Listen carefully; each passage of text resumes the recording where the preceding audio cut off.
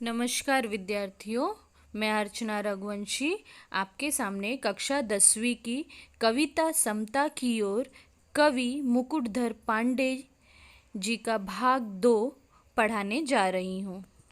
इससे पहले हमने देखा कि कवि मुकुटधर पांडे जी किस तरह से शिशिर ऋतु का वर्णन करते हुए उसका असर मनुष्य और प्राणियों पर किस तरह पड़ता है, इसका सजीव वर्णन किया है। अब हम आगे की पंक्ति देखेंगे। अगली पंक्ति, वे खाते हैं हलवा पूड़ी दूध मलाई ताजी, इन्हें नहीं मिलती है पर सूखी रोटी और न भाजी। अब यहाँ पर कवि कहते हैं कि वे खाते हैं हलवा पूड़ी। कौन? जो अमीर लोग हैं, जिनके पास सारी सुख सुविधाएं हैं, इस शिशिर ऋतु के समय भी, इस ठंड के मौसम में भी वे अपने अपने घरों में रहकर अच्छे अच्छे पकवान खाते हैं, हलवा पूड़ी खाते हैं, दूध मलाई ताजी ताजी खाते हैं। लेकिन जो गरीब है, जिनके पास खाने पीने की या सुख सुविधाओं की पूरी तरह से सामग्री नहीं होती है, तो कवि कहते हैं उन्हें ये सारी चीज़ें नहीं मिलती हैं। इन्हें नहीं मिलती पर सूखी रोटी और न भाजी। जो व्यक्ति अमीर है वो तो हलवा पूड़ी खा रहे, लेकिन ये गरीब जो व्यक्ति हैं, जो रास्तों पर रहते हैं, रास्तों के किनारे रहते हैं, उन्हें एक सूखी सी रोटी और थोड़ा सा भाजी तक भी नसीब नहीं होता है। तो कवि कहते हैं कि धनवान तो रात दिन मौज करते हैं, इनकी इस जगह जीत होती है, पर दीन गरीब की झोली में तो इस शिशिर ऋतु की ठंडी लिखी है। सारे दुख जो है उनके भाग्य में ही आते हैं। धनवान हलवा पूड़ी दूध ताजी मलाई सब खाते हैं और इनके पास ठंड से बचने के अन्य पर्याय भी होते हैं, पर जो निर्धन होते हैं, जो गरीब होते हैं, उनके नसीब में सूखी रोटी और भाजी भी नहीं होती है।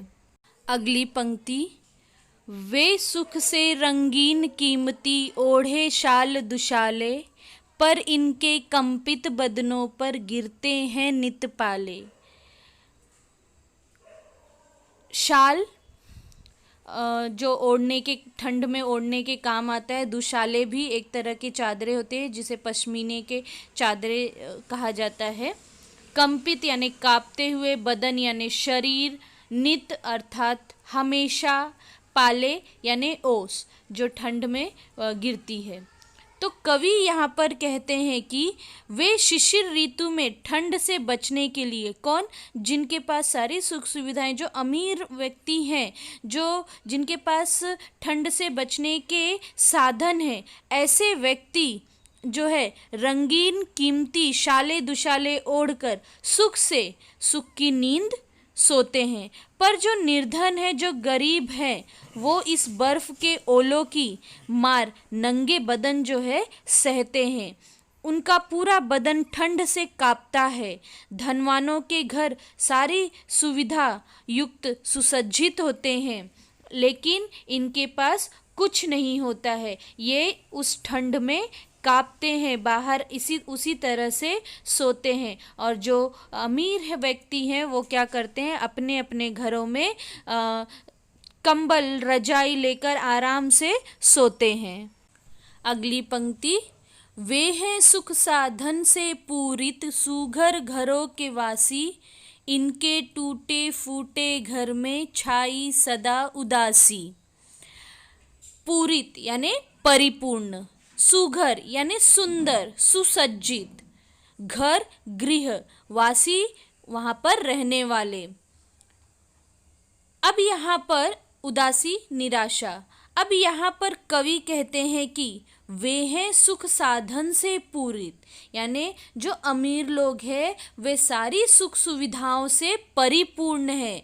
सुघर घरों के वासी, उनके घर भी सुंदर सुसज्जित है जिसमें वो रहते हैं। इनके टूटे फूटे घर में छाई सदा उदासी।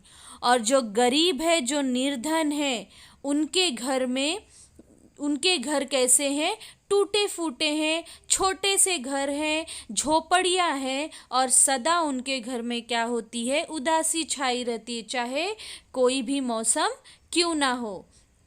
तो इस तरह से कवि हमें ये समझाना चाहते हैं कि शिशिर ऋतु जो है वो अमीरों के लिए तो बहुत अच्छा है, उन्हें कुछ फ़र्क नहीं पड़ता है, लेकिन इसका कहर जो है वो किसे झेलना पड़ता है, जो गरीब है, जो निर्धन है, जिसके पास ये सारी सुख सुविधाएं नहीं है। अगली पंक्ति, पहले हमें उदर की चिंता थी न कदापि सताती, माता सम थी प्रकृति हमारी पालन करती जाती। उदर पेट, सताती परेशान, प्रकृति धरती, माता माँ, सम समान। अब यहाँ पर कवि कहते हैं कि पहले हमें उदर की चिंता थी, न कदापि सताती, कदापि यानी बिल्कुल भी नहीं, कभी भी नहीं। तो कवि कहते हैं कि पहले ऐसे हालात नहीं थे जैसे आज है। क्यों ऐसे हालात नहीं थे? क्योंकि जो प्रकृति होती थी उनके द्वारा हमारा पालन पोषण हो जाता था, यानी जो पेड़ों पर जो फल, जो प्रकृति के द्वारा फल सब्जियां वगैरह हमें मिलती थी, उससे हमारा पालन पोषण हो जाता था। तो पहले हमें हमारे पेट की चिंता नहीं करनी पड़ती थी, कोई भूखे पेट नहीं सोता था। क्यों नहीं सोता था? क्योंकि धरती माता सबका पालन समान रूप से करती थी। जो भी प्रकृति में होता था, हर व्यक्ति जो है उसके द्वारा अपना पेट भर लेता था। तो इस तरह से पहले के समय में प्रकृति सबको समान रूप से सबका पालन पोषण करती थी, लेकिन अब ऐसा नहीं है। अब निर्धनों को, गरीबों को उनके पेट की चिंता सताती है। अगली पंक्ति, हमको भाई का करना उपकार नहीं क्या होगा, भाई पर भाई का कुछ अधिकार नहीं क्या होगा। अब यहाँ पर कवि मुकुटधर पांडे जी कहते हैं कि आज धनवान और निर्धन में जो भेदभाव बढ़ता जा रहा है, कवि का कहना है कि धरती सबकी माता होने के नाते हम सब क्या हैं, भाई भाई हैं। एक भाई को दूसरे भाई की मदद करनी चाहिए, धनवान को निर्धन भाई की भलाई के बारे में सोचना चाहिए। विश्व बंधुता का संदेश यहाँ पर कवि हमें देना चाहते हैं।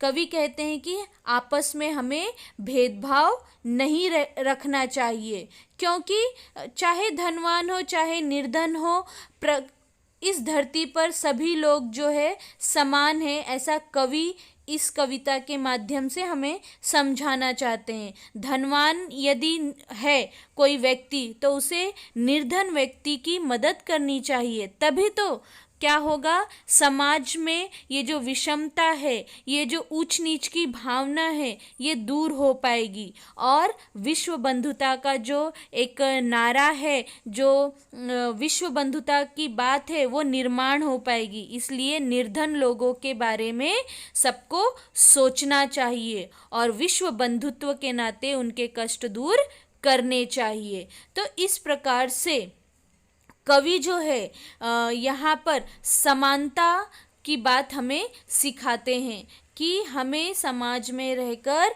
एक दूसरे का सम्मान करना चाहिए, भेदभाव नहीं करना चाहिए और सही रूप से बिना किसी मतभेद के हमें रहना चाहिए।